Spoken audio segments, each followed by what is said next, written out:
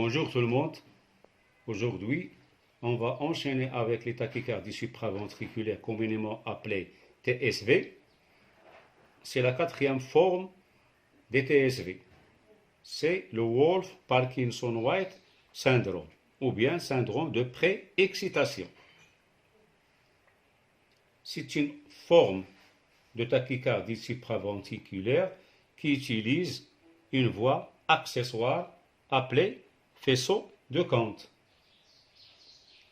Pour ce faire, il faut, et il est très utile, de vous faire un tout petit rappel physiopathologique de la voie de la conduction.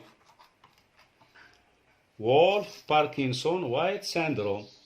Et pour faire le rappel physiopathologique de la voie de conduction, je vais passer à ce modeste schéma. Comme vous savez, le pacemaker, c'est le nœud sinusal qui lance la dépolarisation atriale, puis il passe vers le nœud atrioventriculaire après un retard de quelques millisecondes. Il descend vers le faisceau d'His, vers la branche droite, branche gauche, afin de dépolariser les ventricules. Dans le cas du Wolff-Parkinson-White syndrome,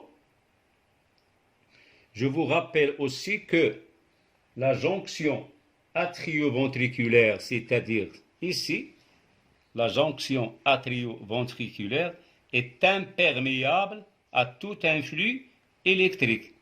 Donc, tout influx électrique doit passer par le nœud atrioventriculaire. Dans certaines circonstances, il y a une rupture de cette perméabilité. Cette rupture est due à la présence anormale d'un faisceau appelé faisceau de Comte.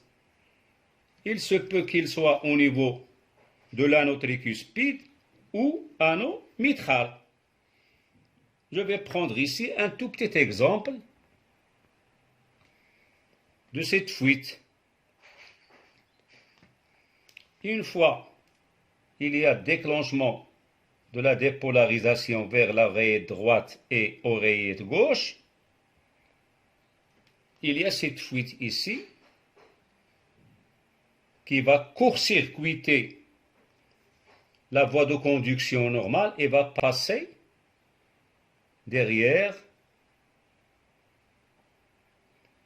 pour préexciter une zone du ventricule. C'est pourquoi on dit une préexcitation. Le moment du passage de cet influx par cette voie de conduction, je vais le tracer dans un bout de papier comme s'il s'agit d'un ECG. Ici, c'est l'onde P. Voilà l'onde P. Une fois il y a ce passage anormal, ce court-circuit de la conduction atrioventriculaire qui n'a pas respecté ni ce retard au niveau de l'atrioventriculaire, cette préexcitation va être schématisée au niveau de l'ECG comme ce signe-là. Voilà la préexcitation au niveau de l'ECG. Et la voie de conduction continue, la voie de conduction normale continue. Elle passe ici pour dépolariser le reste des deux ventricules. La préexcitation passe comme ça et l'excitation normale passe comme ça. Une fois ils se rencontrent,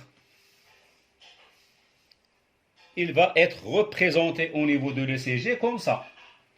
La rencontre de la voie de conduction anormale et la voie de conduction normale, c'est-à-dire la préexcitation et l'excitation normale, va être schématisée au niveau de l'ECG comme ça.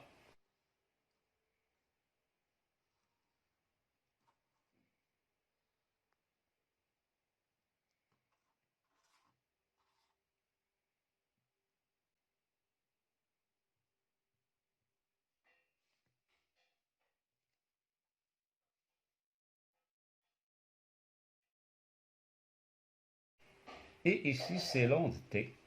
Comme vous voyez un angle ici qui représente ce qu'on appelle l'onde delta.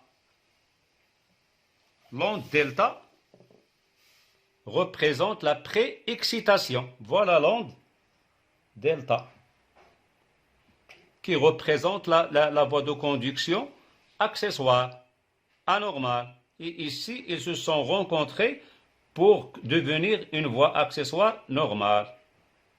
Et c'est ça, le Wolff-Parkinson-White syndrome, caractérisé par sa tachycardie supraventriculaire et surtout l'existence d'une onde appelée delta.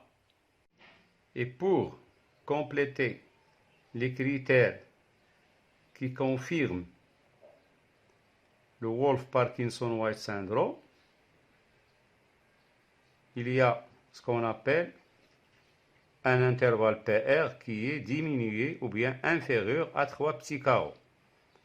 Si vous vous rappeliez, nous avons vu l'intervalle PR dans les cours précédents et nous avons vu que l'intervalle PR commence au début de l'onde P et se termine au début du complexe QRS. Et il est entre inférieur ou égal à 5 petits carreaux et 3 petits carreaux. Donc il doit avoir au moins 3 petits carreaux et inférieur ou égal à 5 petits carreaux. 5 petits carreaux, c'est un grand carreau. C'est l'équivalent d'un grand carreau. Voilà cet intervalle.